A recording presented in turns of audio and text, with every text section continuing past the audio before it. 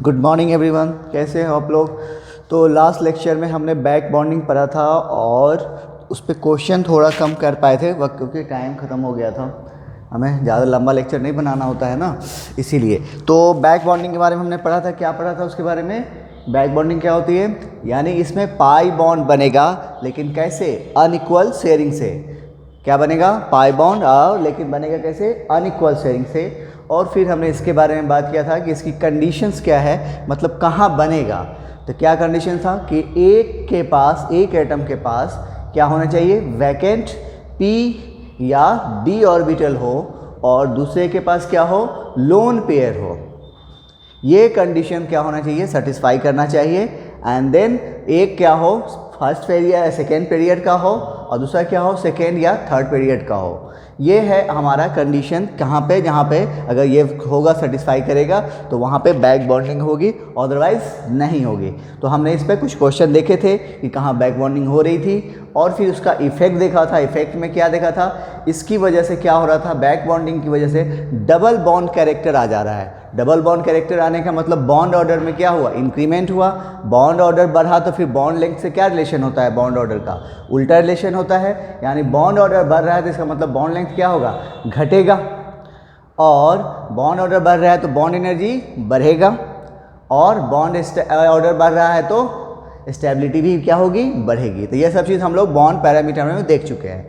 और यहाँ पे इफेक्ट की बात कर रहे थे हम बैक बॉन्डिंग। एक तो ये होगा, दूसरा बॉन्ड एंगल पर क्या फ़र्क पड़ेगा?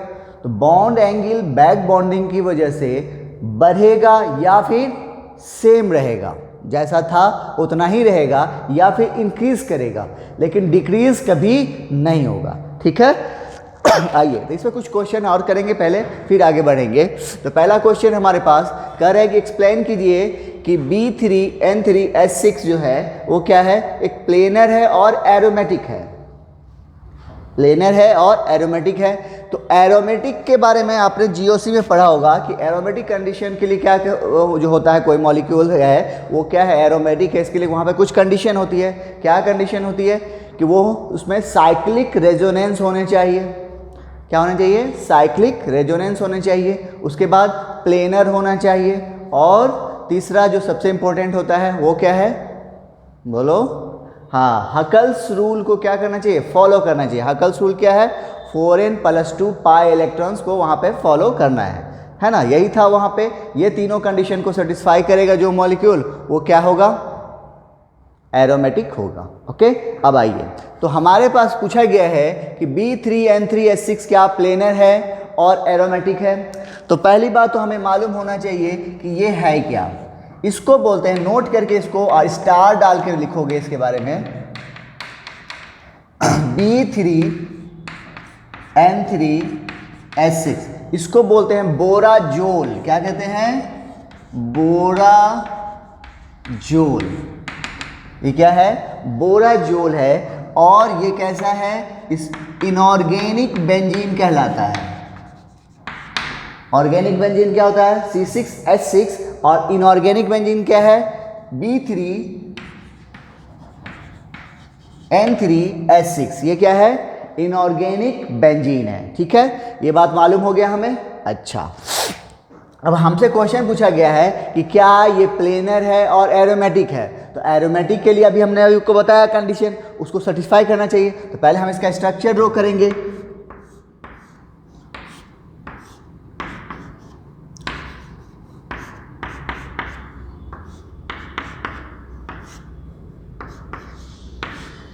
ये हो गया B3N3 हो गया, S6 भी है,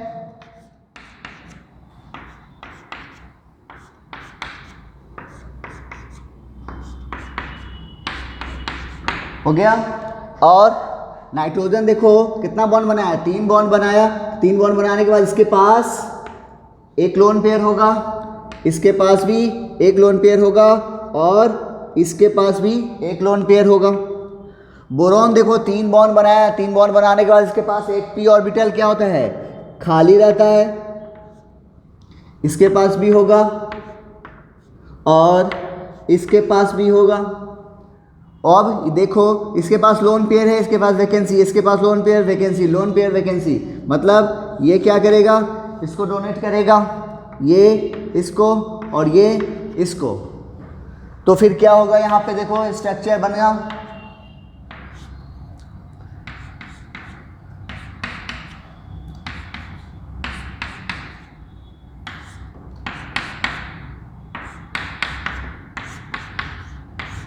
अब यहाँ पे क्या हो गया, डबल बॉन्ड और डबल बॉन्ड, इस पे क्या चार्ज आएगा, प्लस, इस पे माइनस, प्लस माइनस प्लस और माइनस। ओके,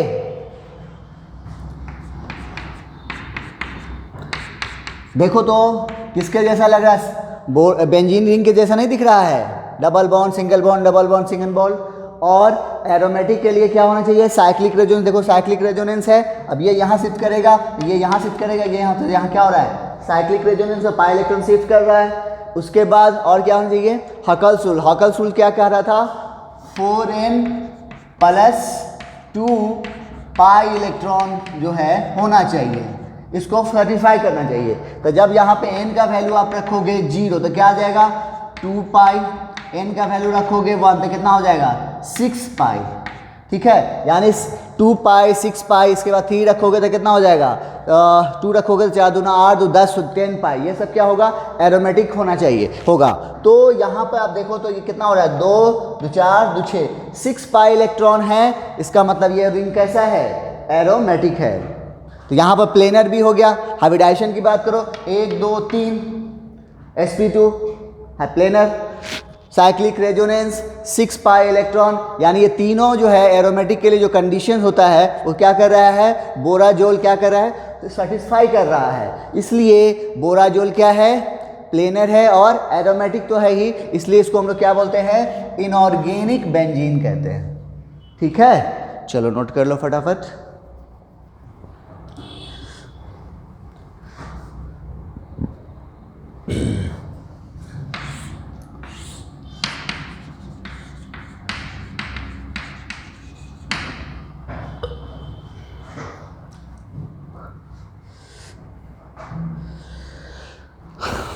हो गया, आइए नाउ इधर है हमारा अगला क्वेश्चन है, कह रहा है कंपेयर बॉन्ड एंगल कंपेयर करना है किसमें, PH3 और PF3 में। तो चलो करते हैं कंपेयर। तो पहली बात तो PH3 की बात करें तो हमने इस पे क्वेश्चन एक दिया था आप लोगों को, तो बहुत लोग गलती कर दिए थे, गलती नहीं करना था ना। PH3 में याद है क्या होता है, ड्रागोजूर लगेगा यहाँ पे, ड्रागोजूर के लिए कितना 8 गो आपको हाइड्राइड है, जहाँ पे आपको ड्रागोलूर लगेगा। ड्रागोलूर का मतलब ये हो गया कि उसमें बॉन्डिंग के जो है हम हाइब्रिडाइजेशन को यूज नहीं करते, तब इसके लिए यहाँ पे क्या होगा, प्योर p ऑर्बिटल भाग लेता है और इसमें बॉन्ड एंगल लगभग कितना बराबर होता है, 90 के बराबर होता है। ये जो है हम लोग कहाँ पढ़े थे, ड्रागोजूर में पढ़ा था।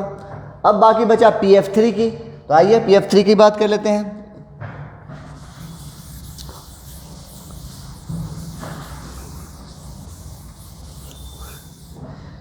PF3, चलो हाइब्रिडाइजेशन बताओ क्या होगा, 7 के 21 और 5 26 8 त्रिक 24, यानी क्या होगा, 3 बॉन्ड पेयर 1 लोन पेयर, मतलब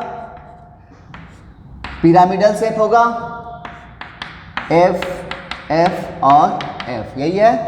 अब देखो तो इसके पास लोन पेयर है और इसके पास भी लोन पेयर है, क्या यहां पे बैक बॉन्डिंग होगी, बताओ तो, सोचो सोचो, होगी, मन में आ रहा होगा कि नहीं हो रहा, लेकिन कंडीशन में क्या था, एक के पास लोन पेयर हो और दूसरे के पास वैकेंट p या d ऑर्बिटल हो। तो इसका p ऑर्बिटल तो क्या हो, बॉन्डिंग में भाग ले चुका है, लेकिन इसका D3D जो है क्या है, वो तो खाली है, मतलब यहाँ पे ये जो है ये क्या है, इसका 3D जो है खाली है। जब खाली है तो ये क्या करेगा, इसको इलेक्ट्रॉन पेयर डोनेट करेगा, तब यहाँ पे क्या होगा, बैक बॉन्डिंग होगी और क्या होगा,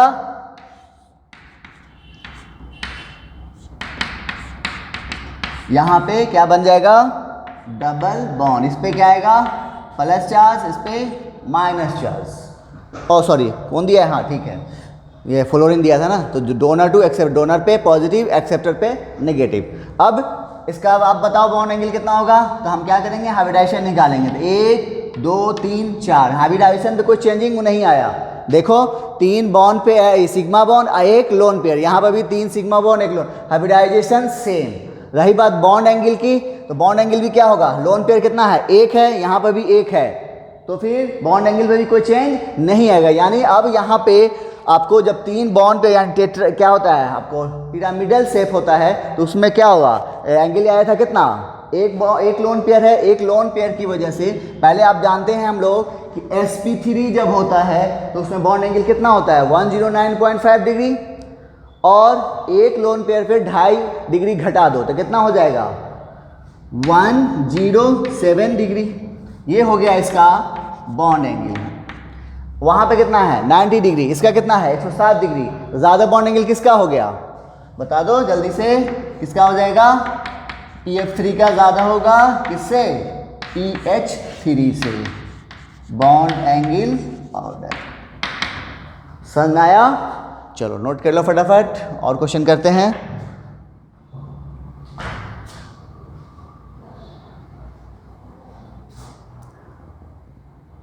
ओके चलो अगला क्वेश्चन है, 2 क्वेश्चन है बोर्ड पे, देखो कैसे सॉल्व करोगे। पहला क्वेश्चन है, कह रहा है आपको बॉन्ड एंगल कंपेयर करना है और दूसरा प्लेनर कह रहा है, तो पहले उसको छोड़ो, पहले इसको बनाते हैं फिर उस पे आएंगे। आइए, तो हमें बॉन्ड एंगल कंपेयर करना है तीनों में, तो कैसे करोगे, तो सबका हाइब्रिडाइजेशन निकालो। तो इसका कितना होगा 7 दूना 14 26, 7 दूना 14 26, 7 दूना 14 26, यानी सबका हाइब्रिडाइजेशन क्या है sp3 है, और सब में 2 बॉन्ड पेयर है और 2 लोन पेयर है, मतलब ज्योमेट्री क्या हो जाएगी सबकी बेंट या फिर एंगुलर, है ना। तो ओ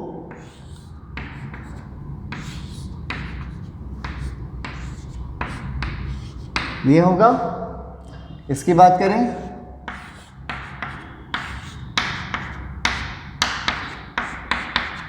ये होगा, उसके बाद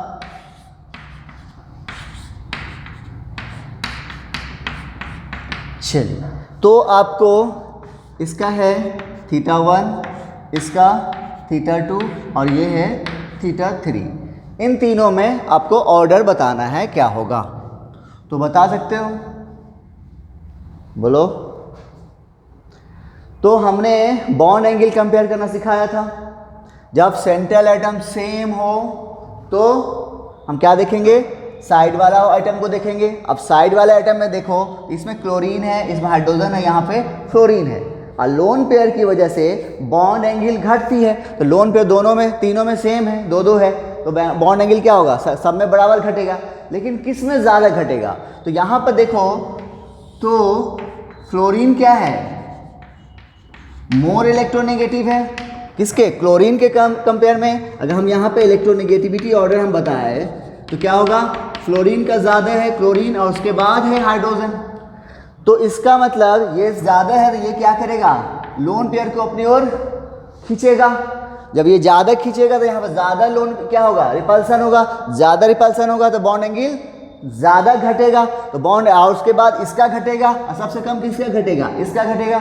मतलब ऑर्डर क्या हो जाएगा, एक्सपेक्टेड बॉन्ड एंगल ऑर्डर की बात करो तो क्या होगा, θ2 सबसे ज़्यादा होगा, उसके बाद θ1 होगा, एंड देन θ3 होगा। ये एक्सपेक्टेड है, बट ये है रॉन्ग। आप यहाँ पे लिख कर रॉन्ग भी लिख देंगे, ताकि आपको ये मालूम हो कि यहाँ पे ये हो गया है गलत। क्यों गलत हुआ है वो हम आपको बता रहे हैं।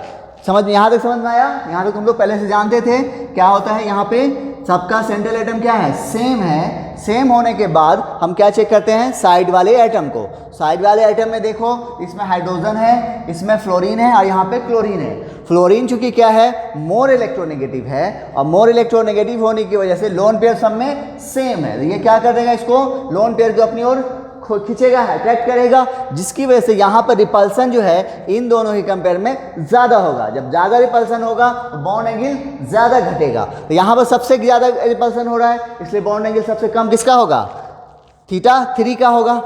सबसे कम रिपल्सन कहाँ हो रहा है? यहाँ पे, क्योंकि हाइड्रोजन के तीनों में सबसे कम इलेक्ट्रोनेगेटिव है, इसलिए सबसे कम बॉन्ड एंगल इसका घटेगा। यानी फ्लोरीन के बाद ये आएगा, फिर ये आएगा, यानी सबसे ज़्यादा बॉन्ड एंगल किसका होगा? θ2, फिर θ1 एंड देन θ3। ये है हमारा एक्सपेक्टेड। ठीक है, यहाँ तक नोट करो, तो फिर हम यहीं से मिटा लेते हैं।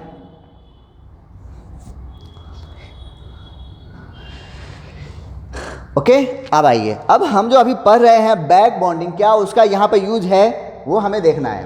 देखो, तो इन दोनों में बैक बॉन्डिंग हो रही है क्या? यहाँ पे नो बैक बॉन्डिंग हो रही है या नहीं हो रही है? देखो ना, इसके पास ही वैकेंसी नहीं है, लोन पे इसके पास भी है, इसके पास भी लोन पे दोनों के पास, यानी दोनों ही रिच है, बट वैकेंसी दोनों में से किसी के पास नहीं है, इसलिए यहाँ पे बैक बॉन्डिंग नहीं होगी। यानी ये जो कंडीशन यहाँ पे हो रहा है कि ये लोन पेयर को अपनी ओर अट्रैक्ट कर रहा है, ये सही है। यहाँ पे भी बैक बॉन्डिंग नहीं हो रही है, नो बैक बॉन्डिंग। ओके, ये भी सही है। बाकी बची इसकी, यहाँ पे बैक बॉन्डिंग हो रही है क्या? देखो, इसके पास लोन पेयर है और क्लोरीन के पास क्या है? डी ऑर्बिटल क्या है? वैकेंट डी ऑर्बिटल होगा इसके पास। जब वैकेंट डी ऑर्बिटल होगा तो ये क्या करेगा? इसको डोनेट करेगा। जब डोनेट करेगा, कहाँ पे लेके, इधर लेके आ रहा हूँ मैं, तुम लोग यहाँ से इधर लिख लेना, नीचे लिख लेना जैसे इसके। ठीक है, हम यहाँ पे ले रहे हैं, तो यहाँ पे क्या हो जाएगा? देखो, अब इसके पास कितना बचेगा? एक लोन पेयर, और यहाँ पे क्या हो जाएगा? डबल बॉन्ड बन जाएगा, और ये होगा इस पे माइनस चार्ज, इस पे प्लस चार्ज। ठीक है, अब देखो, तो पहले यहाँ पे इसकी बॉन्ड एंगल कितनी थी? तो दो बॉन्ड पेयर और दो लोन पेयर, तो दो लोन पेयर पे कितना? 5 डिग्री बॉन्ड एंगल घटा दीजिए, तो 109.5 डिग्री से 5 घटाओगे तो कितना बचेगा? 104.5 था। अब ये जो है इसका हाइब्रिडाइजेशन चेंज हो गया। अब देखो, 1 2 3, अब ये क्या हो गया? sp2 हाइब्रिडाइज हो गया, sp2 हाइब्रिडाइज हो गया। अब sp2 हाइब्रिडाइज है, उसमें दो बॉन्ड पेयर है, एक लोन पेयर है, तो एक लोन पेयर की वजह से क्या होगा? अभी इसकी वजह से बॉन्ड एंगल कितना होगा? 120 डिग्री। अब एक लोन पेयर है, थोड़ा बॉन्ड एंगल घटेगा, तो हम मान के चल सकते हैं कि इसकी बॉन्ड एंगल क्या होगी? लगभग 120 डिग्री के आसपास होगी। लगभग हम मान के चल रहे हैं कितना हो? थोड़ा सा घटा होगा तो 120 के आसपास होगा। लेकिन यहाँ पर देखो कितना है, इन दोनों में आप कंपेयर करो, तो यहाँ पर भी 104.5 डिग्री, यहाँ पर भी 104.5 डिग्री, बट दोनों में फ़र्क क्या है? यहाँ पर रिपल्सन ज़्यादा हो रहा है, इसका मतलब इसके कंपेयर में यहाँ पे 104 से और भी नीचे गया होगा। मतलब हमारा बॉन्ड एंगल का ऑर्डर अब क्या हो जाएगा? सोचो, तो सबसे ज़्यादा किसका होगा? Cl2O का होगा। मत किसका होगा? Cl2O का, उसके बाद H2O का, एंड देन OF2 का होगा। मतलब θ1 θ2 θ2 and then θ3। This is the bond angle order, very important है। समझ आया है सबको? कैसे किया हमने इसको फिर से एक बार मैं समझाऊंगा। देखो, हमें पूछा गया था बॉन्ड एंगल कंपेयर, जब भी कंपेयर करना होता है तो हम क्या खोजेंगे? डिफरेंस खोजेंगे कि उन तीनों में डिफरेंस क्या है, दो में या तीन में, जब जिसमें पूछा जाएगा। तो आपको जब भी कंपेयर करना हो तो क्या खोजो? डिफरेंस। तो इन तीनों में आइए, तो डिफरेंस क्या हम बात करेंगे पहले। तो सभी में देखो, तो central atom same, lone pair same, बाकी बचा सराउंडिंग एटम। तो सराउंडिंग एटम जो है यहाँ पर डिफरेंस हो रहा है, इसमें क्लोरीन है, इसमें हाइड्रोजन है, इसमें फ्लोरीन है। उसकी बेसिस पे हम बात किए, तो यहाँ पे फ्लोरीन की इलेक्ट्रोनेगेटिविटी ज़्यादा क्लोरीन के कंपेयर में, और हाइड्रोजन की सबसे कम। तो यहाँ पे ये जो है फ्लोरीन क्या करेगा? लोन पेयर को अपनी ओर खींचेगा, जिसकी वजह से यहाँ पर रिपल्सन ज़्यादा होगा। जब ज़्यादा होगा तो यहाँ पर बॉन्ड एंगल सबसे ज़्यादा घटेगा। और दूसरी चीज़, यहाँ पे बैक बॉन्डिंग भी नहीं हो रही है। ठीक है, लेकिन यहाँ पे क्या हो रहा है? बैक बॉन्डिंग हो रही है। कैसे हो रही है? ऑक्सीजन के पास लोन पेयर है और क्लोरीन के पास वैकेंट डी ऑर्बिटल है। तो जब क्या होगा? तो ऑक्सीजन अपना लोन पेयर देगा, तो यहाँ पे क्या आ जाएगा? डबल बॉन्ड कैरेक्टर आएगा। जब डबल बॉन्ड कैरेक्टर आएगा तो इसका पहले हाइब्रिडाइजेशन क्या था? sp3। अब क्या हो गया sp2। तो sp2 हाइब्रिडाइजेशन जब होता है तो बॉन्ड एंगल कितना होता है 120 डिग्री, और चूंकि यहाँ पे एक लोन पेयर भी है तो बॉन्ड एंगल क्या होगा, कुछ घटा होगा। कुछ घटा होगा तो कितना घटा होगा, 2-3 डिग्री घटा होगा। तो 2-3 डिग्री घटा होगा तो यहाँ पे लगभग हम मान के चल रहे हैं कितना, 120 डिग्री। लेकिन इन दोनों में देखो तो यहाँ पे जो है दो लोन पेयर है, इसका बॉन्ड एंगल कितना हो जाएगा 104.5 डिग्री, और इसका चूंकि यहाँ पर रिपल्सन ज़्यादा हो रहा है तो इससे ज़्यादा घटेगा यहाँ पे बॉन्ड एंगल, यानी 104.5 से ये क्या होगा और कम होगा। तो सबसे ज़्यादा बॉन्ड एंगल किसका होगा, उसका, यानी Cl2O का, फिर H2O का, फिर OH2 का। ठीक है, चलो नोट करो।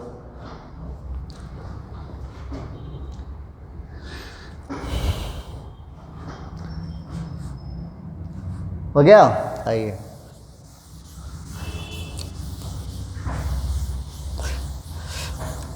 अगला है हमारा क्वेश्चन, कह रहा है कि इसमें से प्लेनर कौन है। प्लेनर कहने का क्या मतलब होता है कि उसके जितने भी बॉन्ड एंगल होंगे, बॉन्ड होंगे, वो सभी एक ही प्लेन में होगा। प्लेनर का मतलब अगर इस प्लेन में है सभी बॉन्ड उसका क्या हो, एक प्लेन में हो। इसमें हो, अगर इसी में हो तो सभी इसी में होना चाहिए, उसमें हो तो सभी उसी में होना चाहिए। ठीक है, अब आइए, तो यहाँ पे अब तक पूछा गया है कि NCH3 होल थ्राइस और NSiH3 होल थ्राइस, इसमें से कौन प्लेनर है। तो हम लोग देखो तो स्ट्रक्चर ड्रॉ करेंगे इसका। NCH3 यानी 3 CH3 है। देखो तो नाइट्रोजन ने 3 बॉन्ड बनाया, 3 बॉन्ड बनाने के बाद नाइट्रोजन के पास वैलेंस इलेक्ट्रॉन कितना होता है 5। तो 3 बॉन्ड बनाने के बाद इसके पास एक लोन पेयर बच गया है। तो लोन पेयर तो इसके पास है, वही हाल फिर दूसरा वाले में भी देखो, वहां पे भी 3 बॉन्ड बनाया है, SiH3, SiH3 और SiH3। यहाँ पर भी सेम कंडीशन, 3 बॉन्ड एक लोन पेयर, यानी दोनों ही केस में नाइट्रोजन के पास लोन पेयर है। अब अभी हाइब्रिडाइजेशन काउंट करो तो क्या होगा, 3 बॉन्ड पेयर एक लोन पेयर, यानी हाइब्रिडाइजेशन क्या है sp3, और अभी ये इसका भी है sp3। तो 3 बॉन्ड पेयर एक लोन पेयर, इस कंडीशन में हाइब्रिडाइजेशन तो sp3 होगा, लेकिन ज्योमेट्री क्या होगी, पिरामिडल होगी। यानी इन दोनों की ज्योमेट्री अभी जो हो रही है वो हो रही है पिरामिडल। लेकिन हमने अभी अभी पढ़ा है क्या चीज़, बैक बॉन्डिंग। तो बैक बॉन्डिंग से देखते हैं क्या फर्क पड़ रहा है। तो देखो इसके पास दोनों के सेंट्रल एटम में नाइट्रोजन है, दोनों के पास एक लोन पेयर है। लेकिन लोन पेयर देने के लिए जिसको देना है उसके पास वैकेंसी तो होनी चाहिए। क्या कार्बन के पास वैकेंसी है, कार्बन मैक्सिमम बॉन्ड कितना बनाता है 4 बॉन्ड बना चुका है, इसके पास नो वैकेंसी, इसके पास नो वैकेंट ऑर्बिटल। कार्बन के पास क्या है, कोई वैकेंट ऑर्बिटल नहीं है। सो यहाँ पे नो बैक बॉन्डिंग, क्या होगा यहाँ पे बैक बॉन्डिंग नहीं होगी। ओके, इधर आइए, जब बैक बॉन्डिंग नहीं होगी तब इसकी ज्योमेट्री क्या होगी, 3 बॉन्ड पेयर एक लोन पेयर, मतलब ये क्या होगा पिरामिडल होगा। यहां तक तो कोई दिक्कत नहीं। इधर आइए, अब इसके पास लोन पेयर है, लेकिन सिलिकॉन भी जो है 4 बॉन्ड बनाना था, कार्बन के ही ग्रुप का है, 4 बॉन्ड बना लिया, लेकिन इसका 3D तो खाली है।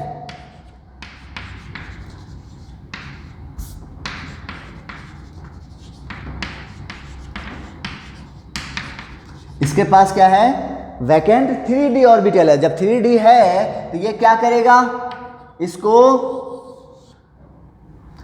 अपना लोन पेयर दे देगा। जब दे देगा तो यहां पर क्या हो जाएगा, देखो तो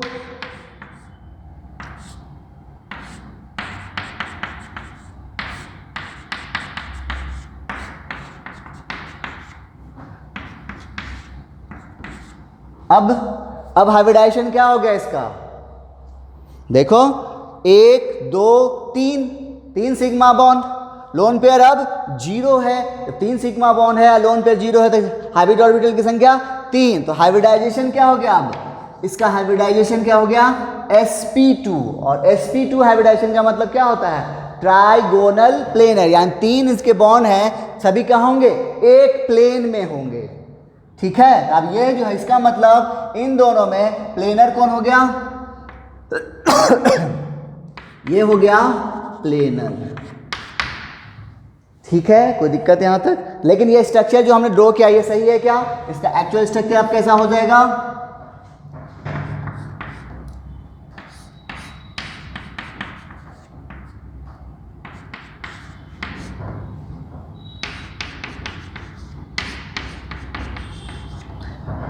अच्छा, अब एक क्वेश्चन और आपसे पूछेंगे कि क्या ये जो सिंगल बॉन्ड है, क्या इन दोनों के बीच में बॉन्ड जो है ये बॉन्ड ऑर्डर कितना होगा? 1 होगा या 2 होगा या दोनों के बीच में होगा?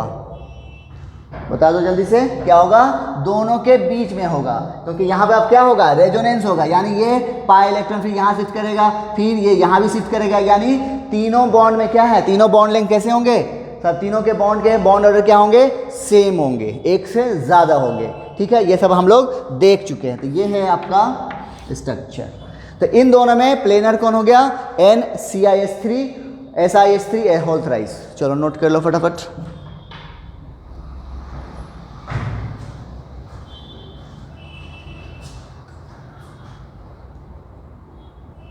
चलो अगला 2 क्वेश्चन वेरी इंपॉर्टेंट है।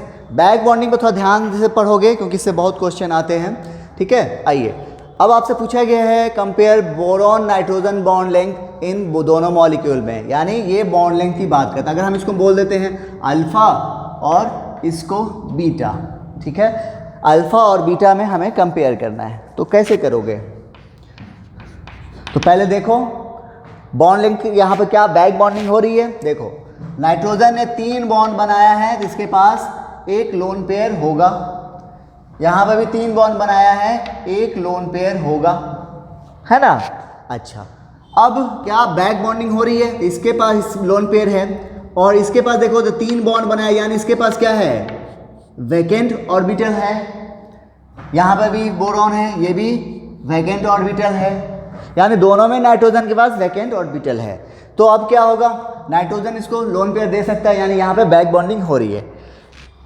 लेकिन इसके साथ साथ एक देखो सिलिकॉन भी है, सिलिकॉन भी 4 बॉन्ड बना के इसके बाद इसका 3D क्या है?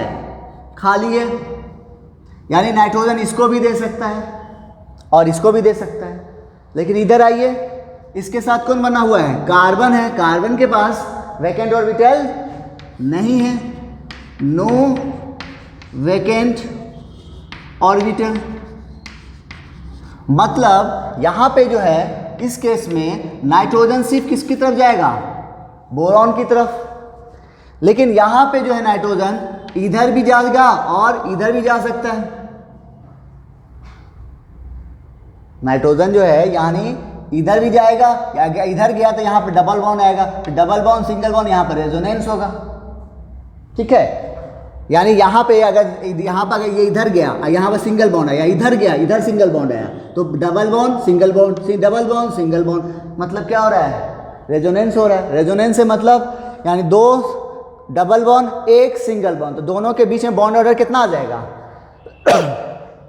सोचो, और यहाँ भी है, मतलब इसके पास 3 डायरेक्शन है, मल्टीपुल डायरेक्शन में ये लोन पेयर जा सकता है, इधर भी जा सकता है, इधर भी जा। इसका मतलब यहाँ पे रेजोनेंस हो रहा है, लेकिन यहाँ पे देखो तो एक ही डायरेक्शन, यानी सिर्फ यहीं पे हो रहा है, यहीं पर डबल बॉन्ड कैरेक्टर आ रहा है, और डबल बॉन्ड आ रहा है, इसका मतलब इसका बॉन्ड ऑर्डर क्या हुआ? ज़्यादा हुआ इसके कंपेयर में। बॉन्ड ऑर्डर इसका ज़्यादा है, बॉन्ड ऑर्डर इसका कम है, तो बॉन्ड ऑर्डर और बॉन्ड लेंथ में कैसा रिलेशन है? उल्टा रिलेशन है, यानी ये बॉन्ड ऑर्डर इसका क्या है? ज़्यादा है, तो बॉन्ड लेंथ कम होगा, तो ऑर्डर क्या हो जाएगा बॉन्ड लेंथ का? अल्फा क्या होगा? ज़्यादा होगा, किससे? बीटा से। ठीक है, क्यों? यहाँ पे बाई डायरेक्शनल बैक बॉन्डिंग हो रही है। आप यहाँ पर नोट कर लेना, जैसा नीचे करके ऊपर में पहले यहाँ पे क्या हो रहा है? By directional back bonding. इसलिए कहा जाता है ना कि इसको एक डायरेक्शन फिक्स करो, ताकि तभी आपका टारगेट अचीव होने के चांसेस ज़्यादा होते हैं। यहाँ पे unidirectional back bonding, okay. तो इसलिए यहाँ पे डबल बॉन्ड हुआ, यहाँ पे डबल बॉन्ड कैरेक्टर आया है, लेकिन उससे क्या है? कम है, इसलिए इसका बॉन्ड लेंथ ज़्यादा होगा, उसका कम होगा। चलो नोट करो फटाफट।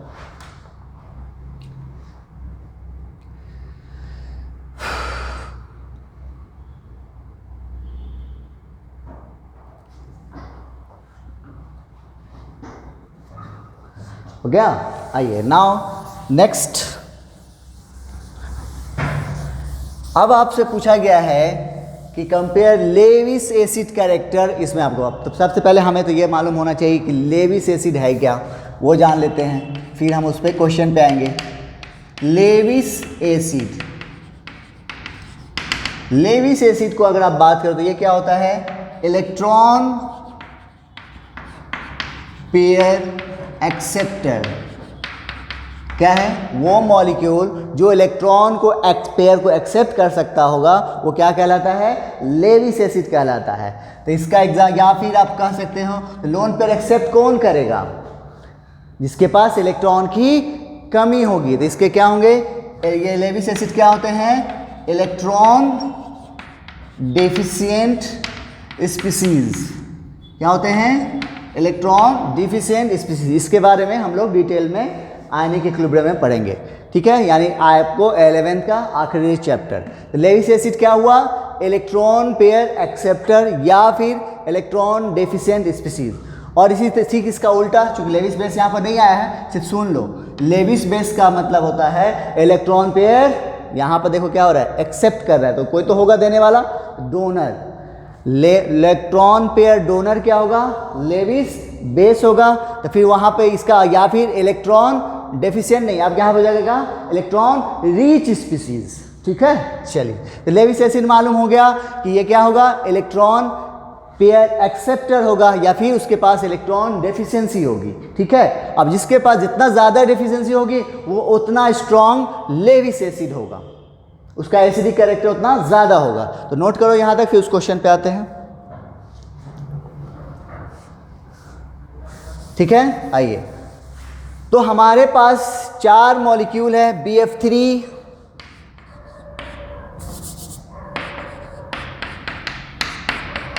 BF3 है, उसके बाद BCl3 है, फिर Br3 है और Bi3 है, ओके।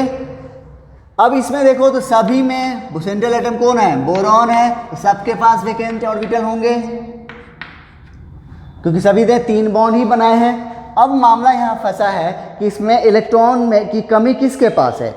तो हम लोग जानते हैं इलेक्ट्रॉन निगेटिविटी ऑर्डर की बात करें तो आपको बताया भी था 1-2 बार कि ग्रुप में जब नीचे की ओर जाओगे तो electronegativity, electron affinity, ionisation energy सभी क्या होते हैं, घटते हैं। अब क्यों होते हैं ये हमारा अगला चैप्टर में आपको बताएंगे। फिलहाल आप जान लो कि नीचे जाने पे क्या होगा, घटेगा। तो इसका सराउंडिंग एटम कौन है, फ्लोरीन, यानी इलेक्ट्रोनेगेटिविटी सबसे ज़्यादा किसकी होगी, फ्लोरीन की, फिर क्लोरीन की, फिर ब्रोमीन की और देन आयोडीन की। ये तो हमें मालूम है। अब इसके बेसिस पे हम बात कर रहे हैं तो फ्लोरीन जो है क्या है, इलेक्ट्रोनेगेटिविटी इसकी ज़्यादा है। तो इलेक्ट्रोनेगेटिविटी क्या होता है, आपको केमिकल बॉन्डिंग के स्टार्ट में ही बताए थे, इलेक्ट्रॉन पेयर को अपनी ओर खींच लेना। तो ये क्या करेगा, क्योंकि इसकी इलेक्ट्रोनेगेटिविटी ज़्यादा है तो ये क्या करेगा, ज़्यादा खींचेगा। क्या करेगा, ज़्यादा खींचेगा। इसका मतलब इसके पास क्या होगा, इलेक्ट्रॉन की डेफिशिएंसी ज़्यादा होगी, उसके कंपेयर में इसमें थोड़ा कम और कम और कम। मतलब यहाँ पे लेविस एसिड ऑर्डर क्या हो जाएगा बताओ, सबसे कम ज़्यादा डिफिशियंसी कहाँ हो रही है, BF3 में हो रही है, इसलिए सबसे स्ट्रॉन्ग क्या हो जाएगा, BF3, फिर BBr3, फिर BCl3, फिर BBr3 और देन Bi3, ये हो जाएगा आपका। लेकिन ये है आपको यहाँ पर लिखोगे रॉन्ग, ये क्या है, गलत हुआ है। अब क्यों गलत हुआ है हम आपको बता रहे हैं, जल्दी से यहाँ तक नोट कर लीजिए।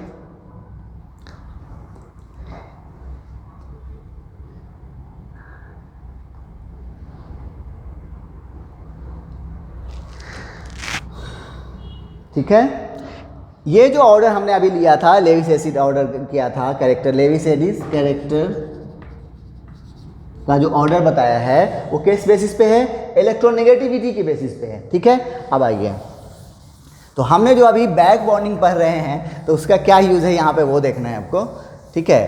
तो अब आइए, यहाँ पे है BF3, ठीक है, यहाँ पे है BCl3, फिर BBr और BI3। अब आप बताओ, यहाँ पे बोरॉन के पास वैकेंसी है, फ्लोरीन के पास भी लोन पेयर, क्लोरीन के पास भी लोन पेयर, ब्रोमीन के पास भी और आयोडीन के पास भी। इसके पास वैकेंसी, इसके पास लोन पेयर। क्या यहाँ बैक बॉन्डिंग हो रही है?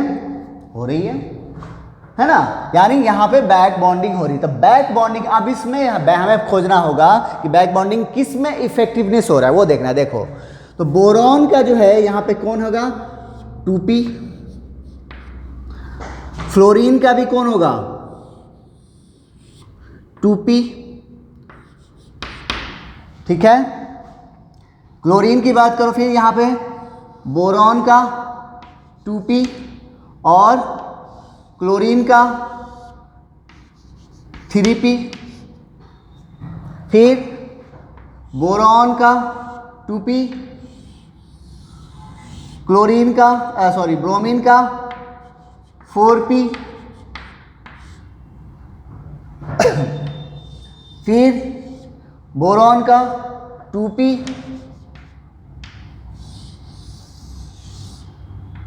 और ये आयोडीन का 5p।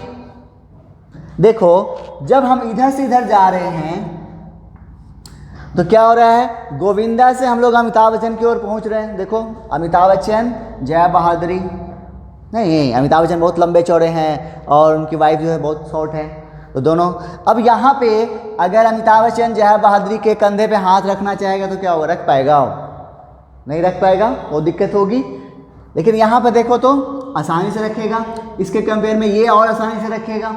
धीरे धीरे जैसे हम इधर बढ़ रहे हैं, आपको क्या हो रहा है? ये इसके ऊपर कंधे पे हाथ रखने में इनको क्या हो रही है? दिक्कत हो रही है। दिक्कत होने का मतलब यहाँ पे ये है कि इनके पास जो इलेक्ट्रॉन पेयर है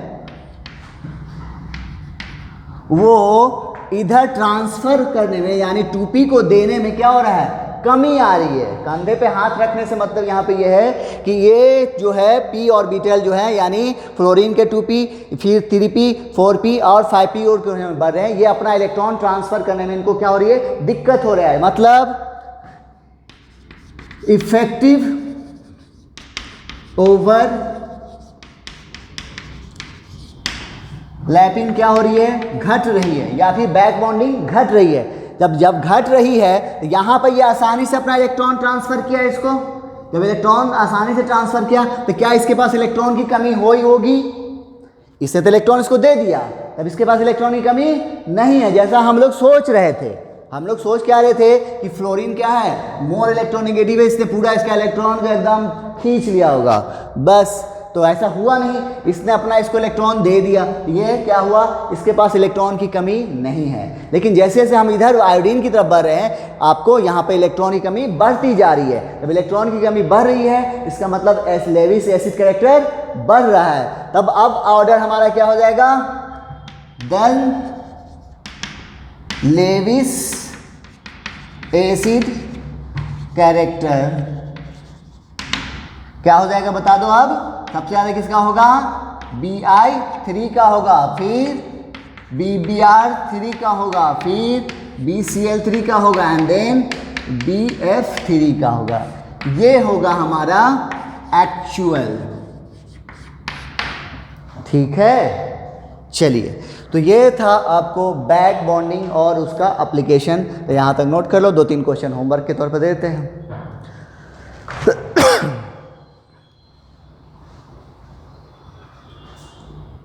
चलो, तो ये 2 क्वेश्चन होमवर्क के तौर पे दे रहा हूँ। और आपके लिए और होमवर्क ये है कि हाइब्रिडाइजेशन और valence shell electron pair repulsion theory पूरा रिवाइज कर लेंगे, क्योंकि नेक्स्ट लेक्चर हमारा डायपोल मोमेंट होगा और उसमें हमें एक्चुअल ज्योमेट्री की ज़रूरत पड़ेगी, ठीक है। तो आप लोग उसको रिवाइज कर लोगे और इन दोनों क्वेश्चन को सॉल्व करो, ठीक है। चलो, मिलते हैं नेक्स्ट लेक्चर में। Thank you.